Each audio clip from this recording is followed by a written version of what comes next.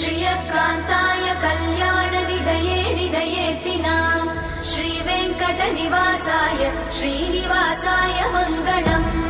लक्ष्मी सविभ्रमालोकसुभ्रूविभ्रमचक्षुषे चक्षुषे सर्वलोकानां वेङ्कटेशाय मङ्गलम् श्रीवेङ्कटाद्रिशृङ्गाग्रमङ्गलाभरणाङ्ग्रये मङ्गलानां निवासाय श्रीनिवासाय मङ्गलम् सर्वावयव सौन्दर्य सम्पदा सर्वचेतसां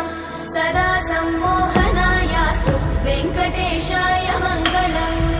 नित्याय निरवध्याय सत्यानन्दचिदात्मने सर्वान्तरात्मने श्रीमद् वेङ्कटेशाय मङ्गलम् स्वतः सर्वविदे सर्वशक्तये सर्वशेषिने